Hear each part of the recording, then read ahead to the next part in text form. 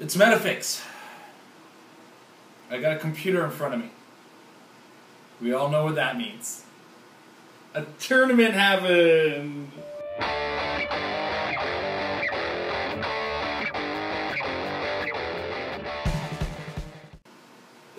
I'm filming this at 12:30 a.m. when I have discovered the results of the DragonCon Realms Open Championship tournament.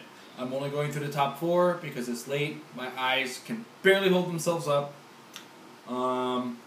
And there's a lot of information that it's the top 4. Let's get through it. And let's go from there. Alright, so in 4th place, it's a name we're all familiar with for those of us who do follow high-level Heroclix play. We have Jake Williams in 4th. Jake Williams played Bizarro at 200 points, a head pool armed with Entity. Some of you are familiar with this particular form of build. The idea is the head pool has the entity and perpetually heals the Bizarro, who's losing only 1 token at a time. So every time you heal the Bizarro, you get that token back. It's a very effective strategy in regards to keeping Bizarro alive, because head pool is tiny, Bizarro carries him at no penalty. Both characters are very tricky to kill. A 200-point Bizarro you have to damage him 8 times, basically, is the way it works. It doesn't matter how much damage, you got to do damage that many times. Now, Jake also had a white power battery, and it looks like a sapphire ring, a sniper rifle, a wall, and a nurse. Now, I saw a picture, and I do believe his ring, or his sniper rifle was sapphire, which caught me off guard. But that's the way it is. I understand his tech with the sapphire, as a matter of fact. Characters like Bizarro and Headpool, once you give them items, are going to benefit greatly, because when you deal only 1 damage at a time, when you do take that damage, you punish your opponent for it. And that's incredibly intense. When you've got to deal, in this team alone, you've got to damage his characters 11 times. If you don't do the damage 11 times on those characters, you are going to suffer. Because that's effectively dealing back 11 clicks of penetrating damage, assuming you've gotten through the shape change that the sapphires offer up. So, as you can imagine, this gets a little nuts when you add in those effects.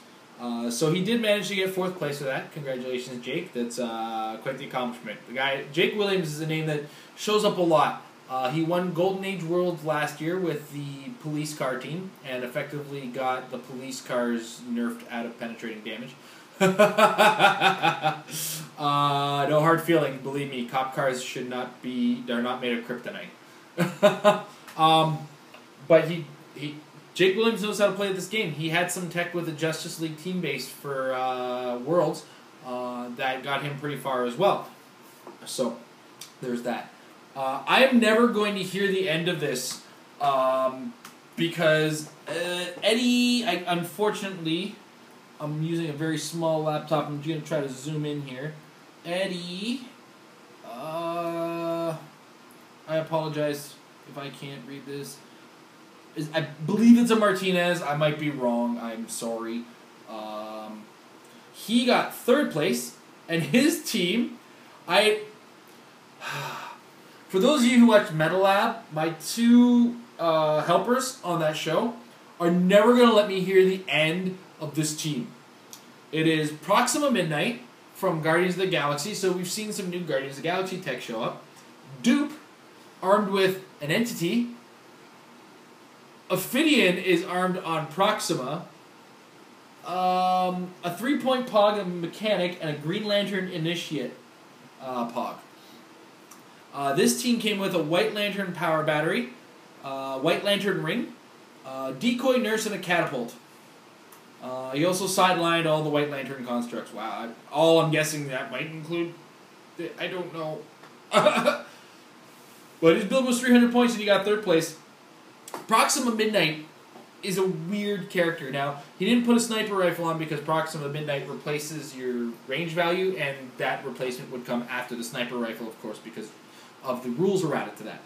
Now, the effect is that Proxima does something that is almost unheard of in Heroclix. She does damage over time. So what she does is she's got multiple targets, and when she targets these characters, she leaves these marker tokens on them. And then these marker tokens on a die roll can potentially do damage. In addition to the fact that she's already pretty reasonably statted, punishes your opponent for killing her. She's a pretty great character. Throw in Dupe with that entity to increase stats, add probability control, mess with your opponent's relics. Dupe is meta. I don't care what anybody says. He's a great figure, and because he's like Headpool and Bizarro, incredibly difficult to kill, it makes him a force to be reckoned with. Add in the fact that he's got Power Cosmic and the X-Men team ability. As long as you got a nice wild card handy or somebody who can feed off of that, you got a pretty effective guy who's not going anywhere. Ophidian and Entity are pretty self-explanatory. Ophidian giving Pulse Wave, approximately midnight at 9 range at some point. A 5 range Pulse Wave is pretty decent. So, overall, pretty solid team. Congrats, Eddie. I apologize for butchering your last name. If you happen to watch the channel, by all means, correct me down below in the comments section. That's what it's for, is smack talking me. Now, I don't want to tell you who the top 2 are. I'm going to tell you who the people, or who the teams are in order, and I won't tell you who they were beforehand. So, number 2 was Justin Piercy playing... Now, this is actually a very cool team. He has Bullseye, Major Victory with Entity, Bill, Agent of AIM, Blind Al, Entity on Major Victory, I've already said. But he's got a Power Plant with all the rings. Very cool team. Now, the thing I like about the Power Plant is that, well, he's... actually, he's got this ring listed at 26 points, so he might be missing a couple rings. Not sure. Oh, assigned to everyone. That's why I read that wrong. So he's got a Flame Blast, Blacklight, Ice Blast, Vortex, Electro Blast, Disintegration Beam, Mental Intensifier, and Impact Beam. All very effective rings. I've never had a problem with the Power Plant. It's a very cool utility tool. I consider it the Swiss Army knife of the game. I used to think the utility belt at first was just going to be a Swiss Army knife, and then I realized how good the utility belt was with regards to that stat bonus and stopped realizing the utility factor of it. The Power Plant's ability to pop off rings, munch on them to get some stats bonuses is awesome.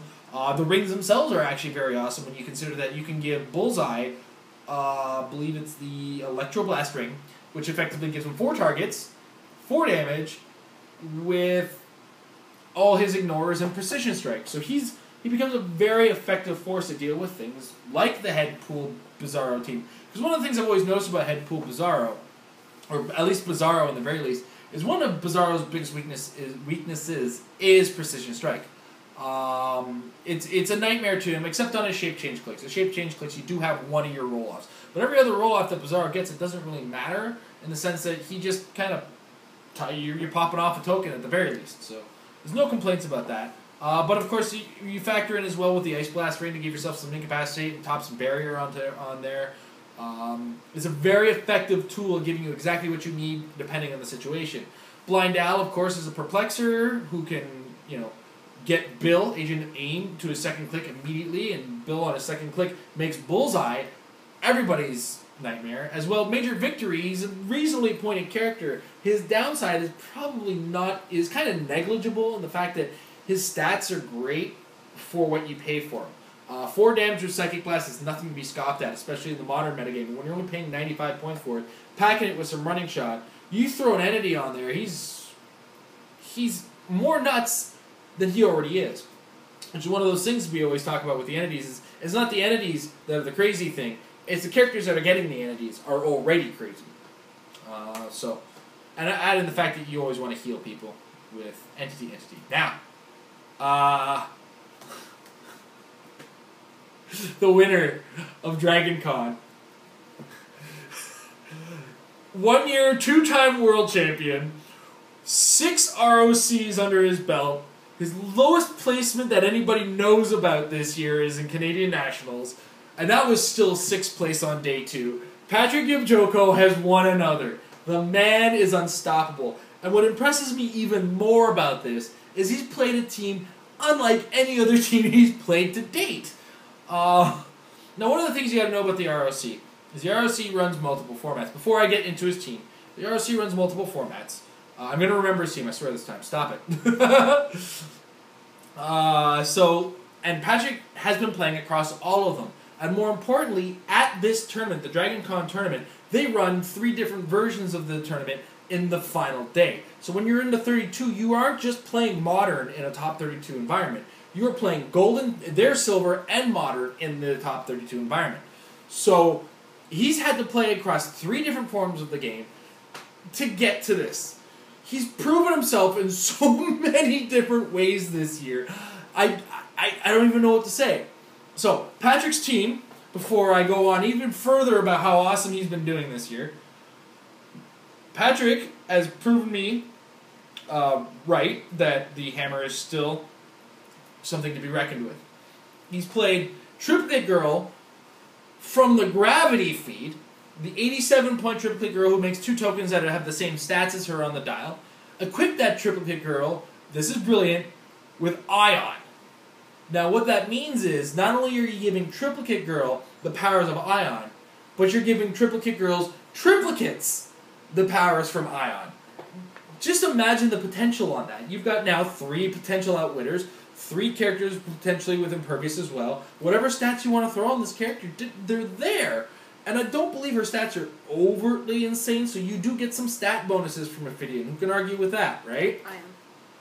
Ion. Did I say Ophidian? Yeah. Ion. Next up, Lydia Maller. Still legitimate strategy in this game. Lydia Maller is a fantastic character when it comes to just, being there to mess with certain resources.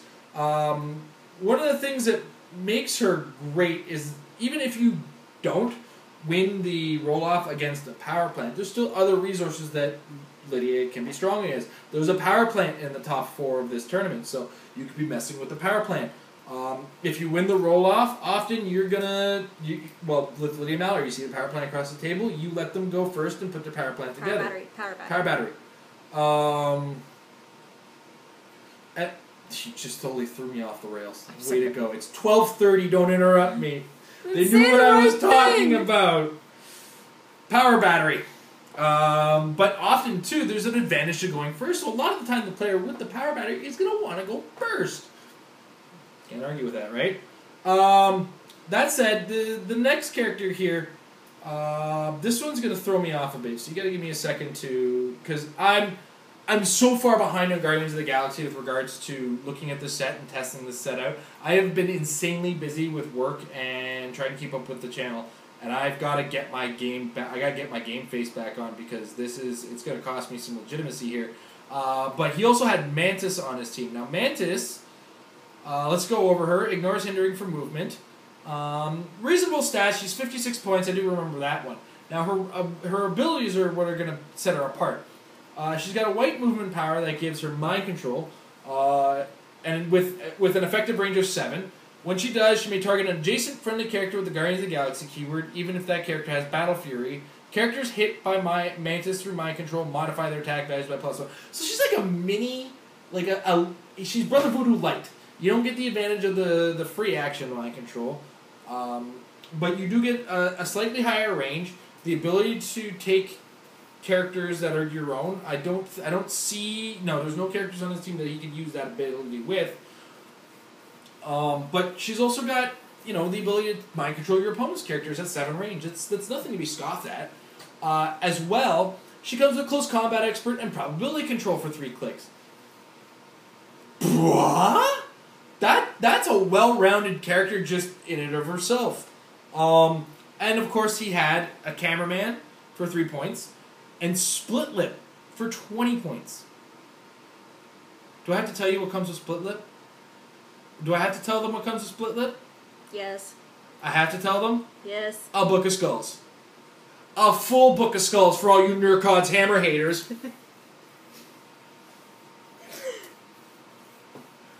Yeah, that Patrick Ibjoko. I don't even know what to say about this guy. I first saw his name show up in a couple of ROCs, and I was like, this guy is winning an awful lot. I mean, he's taking it from everybody.